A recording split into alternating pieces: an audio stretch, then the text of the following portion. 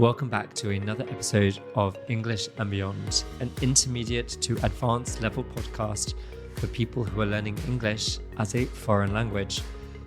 If you find anything about this episode difficult to understand, as always, there is a transcript available at www.morethan-a-language.com. Also, before we get started, I have a quick request. If you enjoy this podcast, please share it with someone else learning English. But now, listener, let me begin the actual episode by asking you a question. Who is the most important person in your life? And a second question, perhaps linked to the first. Who knows you the best? For many of us, the answer to both these questions will be your partner, your spouse. For others, it might be a best friend. But what these people, partners, friends, have in common is that these are people who we've chosen to bring into our lives, who we see as often as we can because there's something special about them that keeps us coming back for more. César, my partner, is a huge presence in my life, as most spouses and best friends are. We see these special people every day. We eat with them, we socialize together, we have fun, we argue, we celebrate successes, and we mourn failures together. But a funny thing about a partner or best friend is that they've often only known you for a fraction of your life. For example, I'm almost 36 years old, and I met César when I was about 27. He's only known me for a quarter, 25% of my life. Partners only know a part of us, our present, and hopefully our future. But they weren't there at the beginning of our lives. They can't truly know our past. They can, of course, get little snapshots, like little pictures into where we've come from. Every time you tell a story about your childhood, every time they sit down with your family to laugh over old photos, they're receiving little nuggets, little chunks, little bits of information that help them put together an image of your past. For most people, our past is a vital, a very important explanation of our present personality. And part of the fun of getting to know a new partner is putting together those puzzle pieces and working out the character of this person you might decide to spend the rest of your life with. So, these romantic partners join us at some later point in our lives, and if we're lucky, they stick around until the end. In contrast, your parents usually have been there from the beginning of your life, and they are a constant presence throughout our early years. Of course, some of us may decide later in life to spend less time with our parents. After all, we never chose each other, and they can be irreconcilably different people from us. But if you're lucky enough to have a great relationship with your parents, they will have had the privilege of knowing you your entire life so far. They've seen you take your first steps in exploring the world.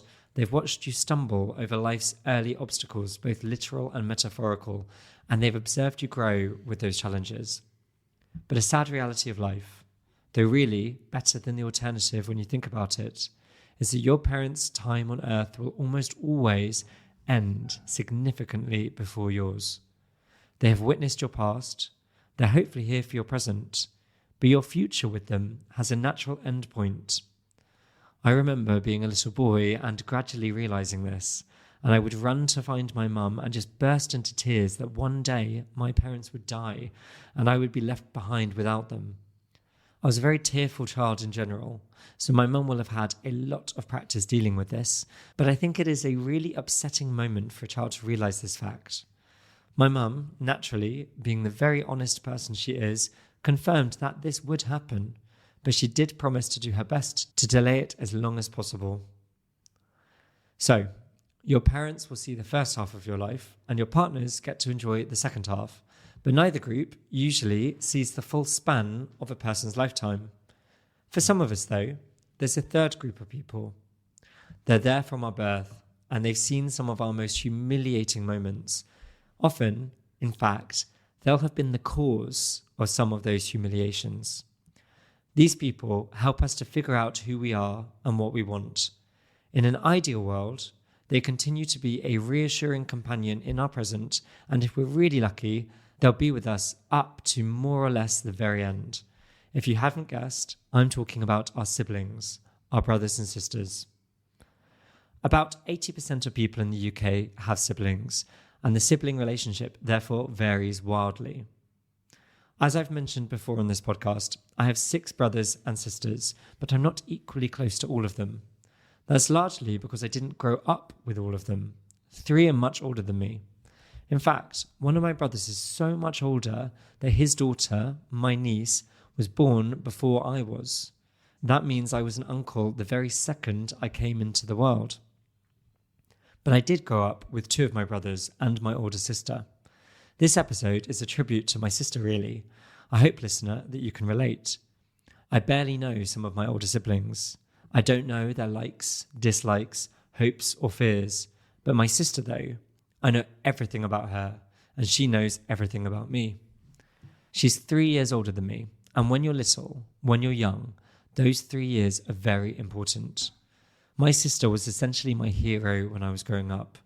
There was no one in the world that I looked up to more, and basically everything she did, everything she thought was correct in my eyes, from my point of view.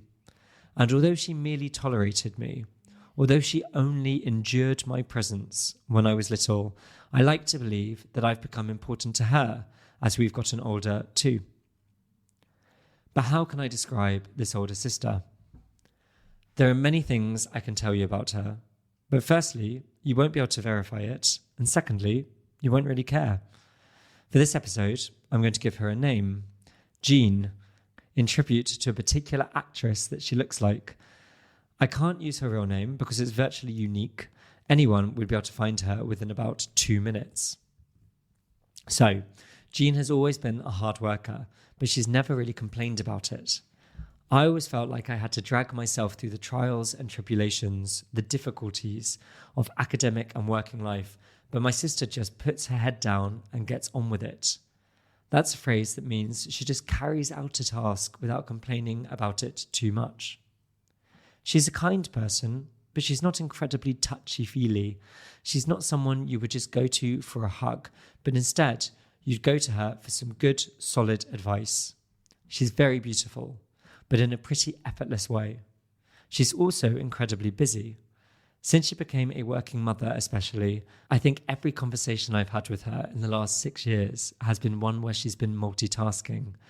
She's talked to me while preparing meals, while she's doing the weekly shop, while she's walking to pick up her kids from nursery. I think, in fact, she gets very little time to herself nowadays. But instead of spending too much time talking about her personality in particular, I want to talk about sibling dynamics while using her as an example. I've said already that these people, our siblings, stay with us our whole lives, and they can have a huge impact on us. I thought I'd identify 4 ways in which my sister has impacted me, and in true sibling style, my aim is not to make her look particularly good in most of these stories. Firstly, in English, there's a phrase, your reputation precedes you. It means people have heard about you and formed an opinion before they've even met you. In my case, my older sister's reputation preceded me. As a young teenager, everyone at my boys' school knew who I was because of her. Partially, this was because she was very attractive, yes, but more importantly, because she was intimidating. Her feisty, her lively personality made the boys both fascinated by her and more than a little bit scared. This didn't end at my school though. I remember my first school disco when I was 12. The boys from my school stood awkwardly on one side of the gym, the girls from my sister's school on the other, both groups avoiding eye contact like their lives depended on it. Then, suddenly, there was a burst of excitement, and a group of girls made a beeline for me, meaning that they moved directly towards me. "Oh my God, are you Jeanne's little brother?" they asked. The moment I said yes, I was surrounded, and the requests to dance didn't stop all night. Ironically, I was easily the most popular boy there. But there are some very psychologically odd things happening in that story, if you think about it, since these girls had no interest in me, but rather in me being my big sister's little brother. But the first sibling truth I've come up with is that their reputation becomes your reputation. The second truth about siblings is that you naively trust them, often when you really shouldn't. When I was little, I trusted my sister implicitly. I trusted her completely and without question. I remember being teased at school for not being into football. Apparently that made me not masculine enough or too girly. Naturally, I turned to the person I trusted most for advice, my very feminine older sister. Her solution? A makeover of questionable effectiveness. She dressed me in a full Kappa tracksuit from head to toe and gave me a runway style lesson on how to walk with masculine confidence. The result? I looked more like Barbie's Ken than Conan the Barbarian, which was not exactly the outcome I was hoping for. The third truth. I learned all about competitiveness and fair play from my sister. As I mentioned before, I trusted her completely, even when she was being downright deceitful. She was notoriously manipulative whenever we played games. Take Monopoly, for example. During intense property negotiations, she would often pretend to be broke, showing me her meager pile of cash and begging for mercy. She'd insist she couldn't possibly afford to build houses, let alone hotels. Feeling sorry for her, I'd agreed to sell her a property to complete a set. But the moment the deal was done, she'd suddenly whip out a hidden stash of £500 notes, counting them with wicked delight. Then, without hesitation, she'd start building hotels on Mayfair and Park Lane. My brotherly generosity never saved me from bankruptcy. In fact, it guaranteed it. And the final thing about your older sibling that I've learned is that they will always be your biggest competition. I discussed in a previous episode the importance for me of applying to the University of Oxford, but one thing I hadn't mentioned in that episode was part of why it was so important to me. My oldest 4 siblings hadn't gone to university, instead leaving education at 18 or younger, but Jeanne had herself gone to Oxford, and this was probably when I first became aware of the university and how hard it was to get in, and it became highly important to me. The whole way through my education, and in many other areas of life, I had Jeanne there as a yardstick of success. Whatever she accomplished, I needed to do better, to prove to my parents, and to Jeanne most of all, that I was just as good as her. In fact, thinking about it now, probably a big part of the reason I became a lawyer was because she, before me, had become one too. And really, these are the biggest compliments of all that I can give her. That, for me, just to be judged in the same breath as this person that I'd idolized, that I'd done everything to copy, that makes me prouder than anything. After that niceness, though, I want to finish off the episode by playing a little clip of her talking to make her look as bad as possible. In this little clip, a 7-year-old Jeanne is upset because I had the temerity, the cheek, the nerve, the audacity, the outrageous boldness to accidentally disobey her for a moment and position myself in front of her for a family photo.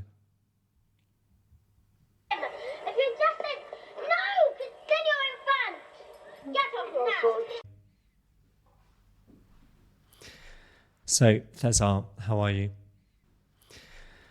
I'm good. Today we have to say it's a very gloomy day, right? Mm-hmm. In Valencia. Sun is not out as usual. An uncharacteristically gloomy day. Yeah. And so is our heart. No, I liked your monologue. It made me feel slightly emotional. And you're not going to say it, but you had to stop recording several times because you felt like your voice was breaking a bit. Yeah, it's funny that because obviously I wasn't even saying anything sad or even anything that nice. Yeah. But for some reason, Jeanne does make me feel emotional. Yeah. I hope if she's listening, Jolene, I'm sure she'd like it. Yeah, well, I mean, let's add some stuff that she might not like now. Yeah, maybe she's thinking, what has he done? Just the idea that we would worry about whether she would like it or not, I think shows the power, I suppose, not the power, but like the importance that she has for me. And I think that that's the funny thing about siblings in general. And I was going to say that it's probably something about older siblings, but actually you have a younger sister and she matters an incredible amount to you. I think that no one really matters more to you than her. I think I would feel comfortable saying. Yeah, and I was thinking, because you clearly look up to your sister, and it's like more usual that you look up to your elder brother or sister, but I also look up to my younger sister, especially now that she's a young adult. She's 20 and her personality is more formed. I admire some of her traits that I don't have. I mean, the siblings that I know best, the three that I grew up with, I look up to them all for different reasons. Like Jeanne, I think Jeanne is probably the most similar to me in personality and everything like that. And she provides kind of the most obvious template for me to follow. But my two brothers that I grew up with, the one who lives in Australia, my Australian brother, I mean, I'll probably do an episode. He wants to do an episode with me. I think that he's a very big person. And so I'm going to end up crying. I think he's a very big person. And I think that's impressive. And I think he's also someone who has created an incredible life for himself from, times that were probably more difficult. And I think that's really impressive too. And then with my little brother, I think that, I don't understand where he came from in many respects. He's such a determined person and so single-minded and impressively driven and the most loyal person I know. And so, I don't know, I suppose I feel very lucky to have those siblings. The three that I know better and the three that are older, it's not that I'm not lucky to have them, I just don't know them in the same way. Can I ask you, what do you bring on the table? What do I bring to the table? What do you bring to the table? Thank you. In the sense of you have mentioned all the traits and how you feel so lucky to have them and how inspiring they are in different regards. What do you think they feel about you? And apart from the language, I'm sure languages that you speak, I'm sure all of them are jealous about that. But apart from that, what do you think you bring to the table? I think, you'd probably have to ask them. I think that I think if you ask them, the one thing that they'd probably all say immediately was kind of academic results. Just because, at school, I did well academically. And I think that whenever they talk about me, that's what they mention. In terms of personality, I guess it probably would depend on each of them. But I think Jeanne would probably say that she's glad that I'm here in the family because she's always got an ally in arguments. We argue a lot with my dad, and almost always she and I are on the same side. We almost always think the same. You're a tandem. Yeah, we think the same things. We defend each other's points of view, and it's not that it's synthetic or something that we do, just to be loyal to each other. I think we genuinely think very similarly, and so I think that she probably she'd probably say she was happy that I was here for that. But you'd have to ask them. I will. What do you think that your sister... I said that your sister is incredibly important for you, but I think you're arguably probably even more important for her. Why do you think that is? Talk about what it is to be an older brother, because I'm an older brother too, but there's a big gap between you and your sister. 16 years. Wow. Yeah, I was 16 or 15. I can't remember now. I think I was 16 when she was born. I mean, that's like another generation. Yeah. Well, it is another generation. She's Gen Z, and I'm a millennial. I guess if you tend to have like this sentiment of protection towards your younger siblings, if the age gap is so big, as in our case, this sense of protection, that need of feeling almost like a parent for her. Yeah, I was going to say that increased. actually, because I think of her as someone who's got quite a lot of self-confidence. She's really sure about what she wants for someone of that age. But, even when someone has a lot of self-confidence, sometimes they want someone that they call up and they just kind of vent to. They just talk about their feelings, or we can say in English that they use them as a sounding board, like a sounding board for ideas, which is where you just kind of like say to them everything that's going through your mind, all the ideas you have. And you might not even necessarily take their advice if they give it, but you're kind of talking to yourself via them. And so the person that functions as a sounding board has to have a lot of patience and, be interested enough to actually listen and feedback. And my mum, for me, is the sounding board. I ring her up and just talk rubbish to her for hours sometimes. And she patiently listens and she'll give me feedback and everything. But for you and your sister, I think that you are your sister's sounding board. Maybe many times, yeah. She would call me and ask me for advice, or she would just vent. Yeah, talk about her anxieties. Yeah. She doesn't even necessarily need anything. She just wants to talk. Yeah, exactly. And I'm glad she does it. Obviously, she's got friends as well, and she does it with friends. And I guess she doesn't talk to me about all the things that go through her mind. But I'm glad she's able to share with me some of them, especially maybe she's got an issue with a friend, or things from like issues from uni or things like that, work. And it's quite interesting to see, because until recently, when she was a teenager, obviously the relationship was different, because I had to very subtly try to influence her behavior without becoming a control freak. But now that she's more like an adult, I'm more like a brother, but also like a friend. And she opens up more often as well, and I open up as well. It's quite interesting because I have known her since she was a baby. I've changed her nappies. I've had her. I took her to school when she was little. Then we went through the teenage years.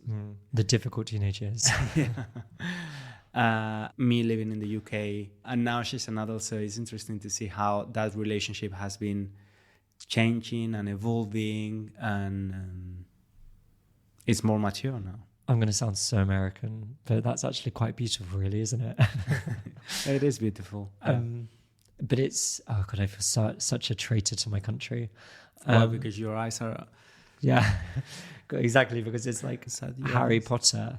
Rita Skeeter, the journalist, she writes about Harry, and Harry will be totally neutral in his emotions, and her account of it in the newspaper will be like a young Harry, his eyes welling up with emotion. Anyway, that's what is happening, listener. No, but in my little speech, I talked about the fact that sibling relationships vary hugely. And I think that we have a good example of that here, right? That we both have younger siblings, but my relationship with my younger sibling is totally different from the one that you have with your younger sister. And I suppose part of that is because there's only 3 years between me and my little brother, and 16 between you and your sister. But also because, you were so much older, and then her dad died when she was very young as well. That meant that you do have a kind of a weird hybrid parent-sibling relationship. Yeah. But I remember you saying to me, this is a long question, but I remember you saying to me when we first started going out that it was really important for you that she see you as a brother, not as some sort of like almost dad type figure. Yeah. Right. And my question is, when you were talking about trying to guide her during her teenage years, what did you view your responsibility to her as being during those years? Well, I guess, firstly, her teenage years were marked by COVID, 2020, 2021, which it was really hard in Spain. The lockdown was horrible in Spain. And obviously my mom had me when she was 24, and she had my sister when she was 40. Yeah. So it's a huge generational gap between my mom and my sister, and I'm right in the middle. So I can understand very well my mom's point of view, and I can understand very well as well my sister's philosophy and point of view.